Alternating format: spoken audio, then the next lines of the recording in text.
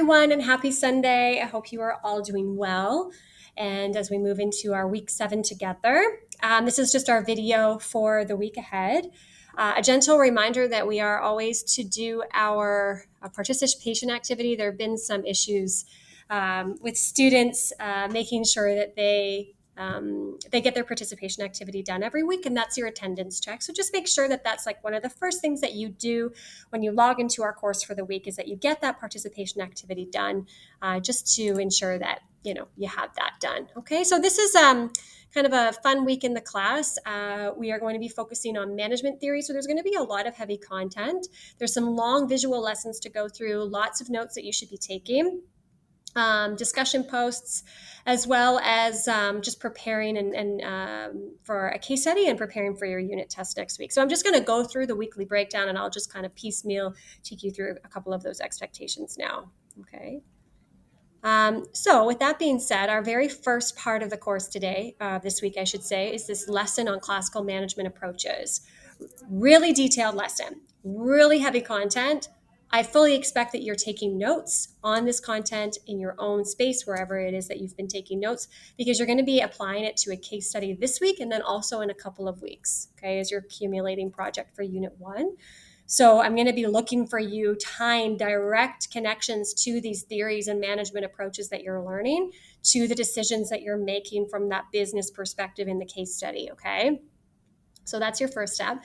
Then you have a class discussion post that's going to have you reflect on these different management approaches and then also the 21st century. So again, I'm really looking for cross connections to the content to show me that, hey, I've done the work, I've read the theories, I understand the content, and this is my evidence of that.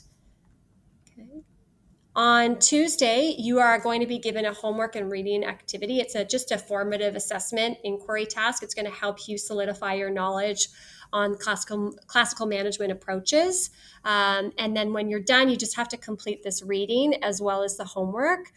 These are just guided questions. It's easy textbook work, but it's really important, again, to support your learning and to support the notes that you'll be taking from the lesson on Monday. So Monday and Tuesday kind of go together, but I'm just giving you the 2 full days to complete that task. And that's been posted in Dropbox for you as well. And then once you're done that, you have the case study here. And what am I doing here? This pen is, there we go. Maybe that'll work. Nope. Go away, pen. Nope. I don't know. It's not working. They have all these funky gadgets. There it is. I figured it out. On funky gadgets now here. And, well, I obviously didn't know what I was doing. But anyways, Wednesday we have our case study here. This has been also posted in Dropbox. It was posted a couple of weeks ago, but I know some of us are just working through it now. So I'm going to go through the sort of the formal breakdown of what you're supposed to do for this case. So essentially you're given a case situation, a scenario. So you have to read the scenario and read about the staff.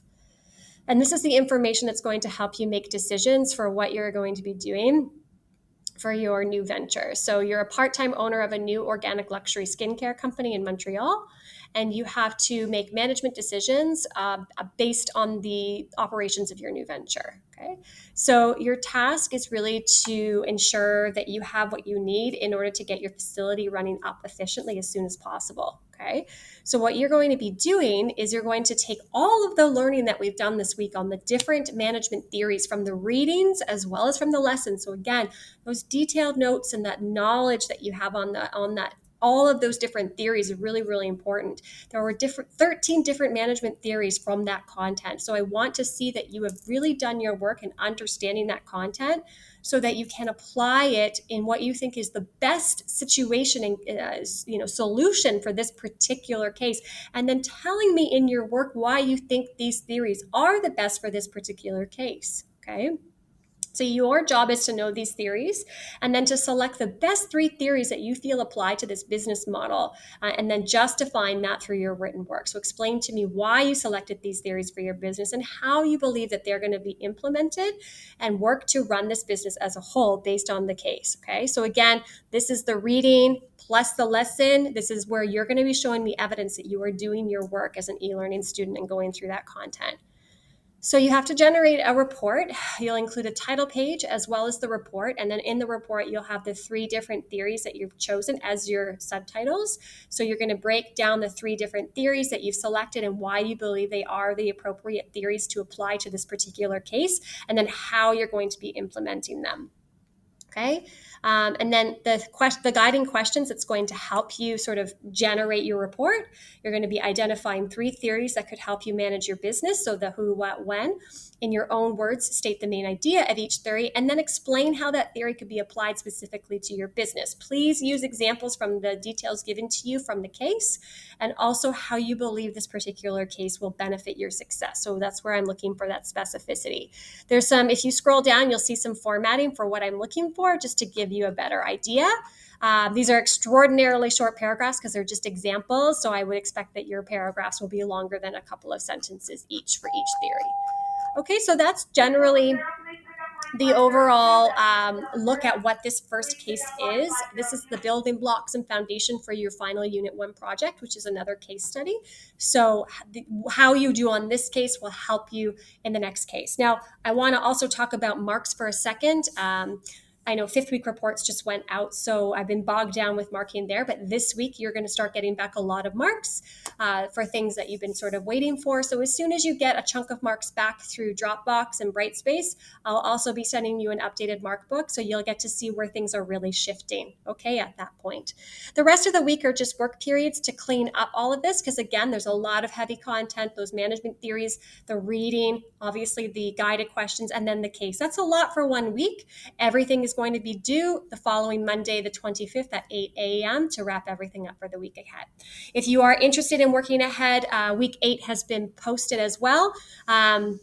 There is a unit test coming up next week, so there has been also included in this weekly breakdown a unit test review sheet, so you can access that here. But you really don't have to think about the unit test until next week, unless you have a really heavy week in your in-school classes and you really want to get ahead. That content is available for you, and the unit test is accessible for you as well.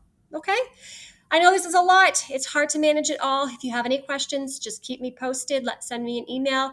And again, make sure that you're following along, staying true to your deadlines, and watching this video. Have a great week. I'll see you online.